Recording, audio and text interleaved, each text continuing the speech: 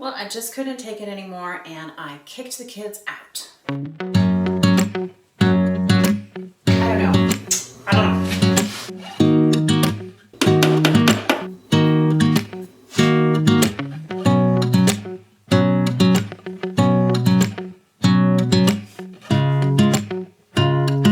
Just kidding.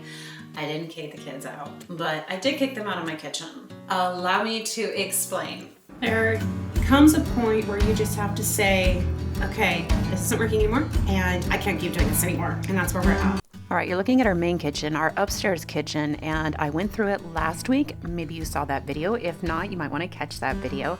But I went through and fixed all the things about my kitchen that were bothering me and that were not working. I explained in that video, one of the things that wasn't working was too many cooks in the kitchen. So I did a huge kitchen declutter and donated a whole bunch of things for the downstairs kitchen, which I'm making over for the kids in this video. And recently I just came to the realization that there are too many cooks in the kitchen. This is what you get when you teach your kids how to cook. Now overall, I'm blessed. My husband cooks. The kids all cook except for the youngest. But aside from the youngest, there are 7 cooks in our home. What can I say? My husband and I raised a tiny army of foodies. So I was trying to come up with ways to solve my problem, the problem of having too many cooks in the kitchen, and it hit me, Shayla, you have another semi-kitchen downstairs. Just make the kitchen downstairs a breakfast and like a lunch reheating space for the kids. And so that's what we're doing. Almost as soon as I mentioned the idea, I set to work finding budget ways to make this kitchen usable instead of just a stashing place, which is what it is in these scenes. So that's what we're doing in this video. We are making over this kitchen on a budget. And almost as soon as I said that we were going to do this, the kids got pretty excited. So that was on a Sunday, and the next day was Monday, and after school the kids got to work. I was upstairs canning beans, and while I was waiting for canner loads to finish, I started cleaning out my kitchen and getting it reorganized again and finding spare things to donate to the kids' kitchen, and that's where I started before I really bought anything. Well, I take that back. I did go online because I knew we were going to need a counter. So I went online and I found a very affordable stainless steel counter. And I thought, you know what, that's perfect. It's stainless steel. The kids can't hurt that too much. They can be rough on it and it should be fine. So you're looking at some before shots here where the kids went down and they really started getting creative with what they wanted to do with the kitchen. But now it's been a week and the counter that I ordered is in, and I'm going to come into this kitchen and give it mama's touch. Here are some more before of the kitchen. It really was just kind of a messy hodgepodge of stashing all kinds of things that don't necessarily have a home. I'm going to tackle this today, but before I get started, I do need to make myself a coffee. I don't know about you, but when I start projects like this, I always like to make sure I eaten, and I've got a nice cup of coffee and some tea. I like it on tap. And the other thing that I find I have to have in order to just sustain big projects like this are my supplements. And speaking of supplements, I do need to tell you about the latest supplement that I've been taking and the sponsor that made today's video possible. Don't click away. You want to hear about this. These are amazing. Let's break while I tell you about the most delicious and nutritious gummies and sponsor that made today's video possible.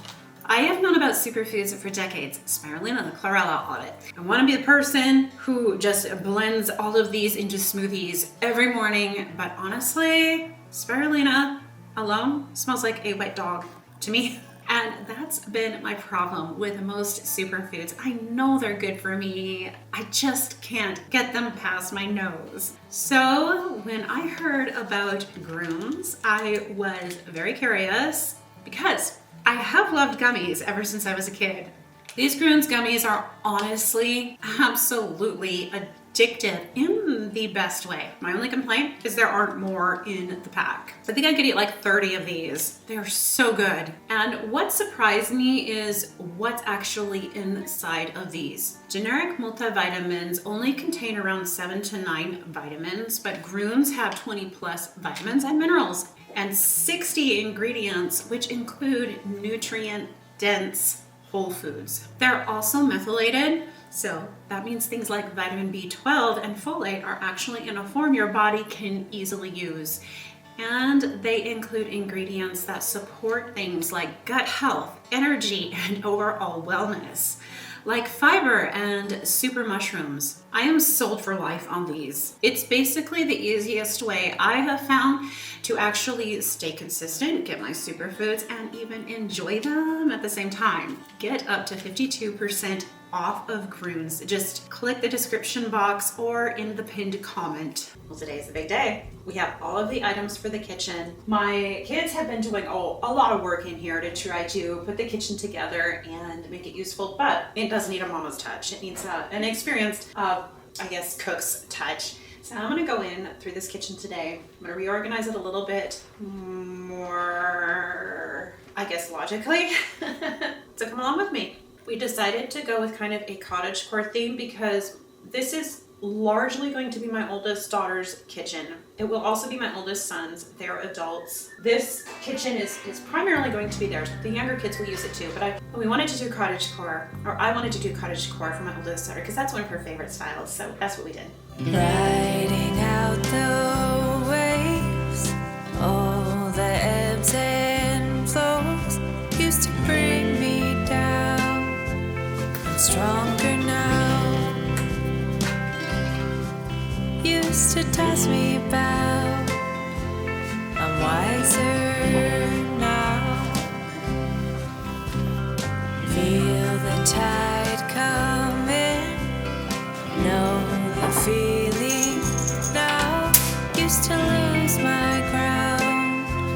I'm wiser now. Used to toss me about. I'm wiser now. Ride it out.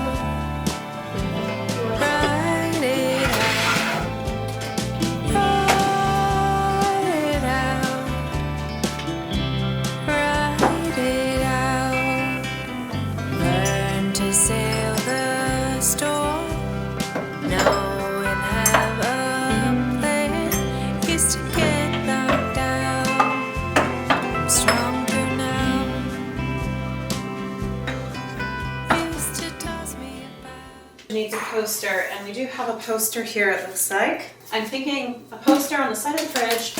I'm thinking a poster over here, which I'll show you in a minute, but I'm thinking right here should probably be like the baking center. I think this makes sense to have the baking stuff here because we can put some flowers and baking things in here, and the baking pans underneath in here, and the mixer. I got a mixer for my daughter.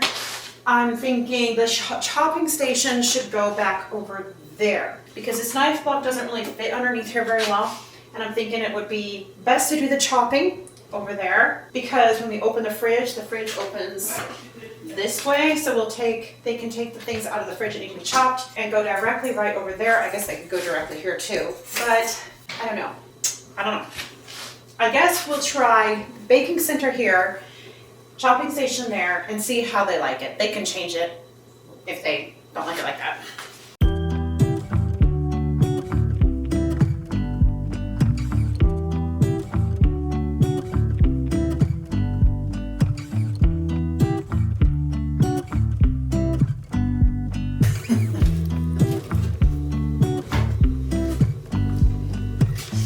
I'm thinking it makes a little more sense to have the hot pads over where the hot stuff is going to be plugged in.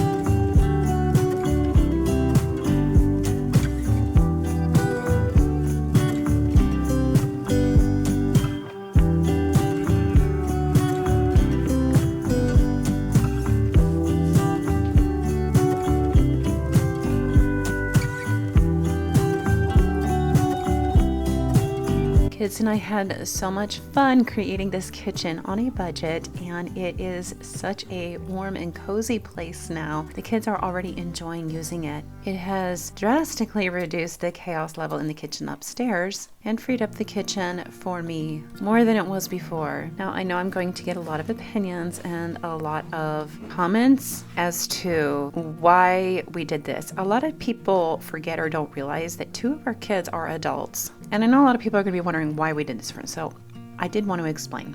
The average American spends about 67 minutes a day in their kitchen. Our family completely blows that number out of the water. We are from scratch cooks in our family. I have celiac. Another one of the kids has a wheat and corn and soy allergy. I want to say our kitchen gets used at least 4 to 5 hours per day. It is constantly in use. Somebody is always using my kitchen, which means when I go to use my kitchen, oftentimes I'll spend an hour looking for something that was misplaced. To say efficiency in my kitchen is constantly an ongoing struggle would be an understatement. As you know, I've gone through this kitchen many times, and I have the videos of when I go through this kitchen, or at least half the times I've gone through the kitchen and reorganized. You can watch all of those videos. I've got great ideas in all of those videos, and I will put the playlist below in the description box here because I got all of the ideas. They're all in my videos. I've tried everything. I understand why the women of older generations, you didn't go into mama's kitchen, you stayed out of mama's kitchen. I've heard,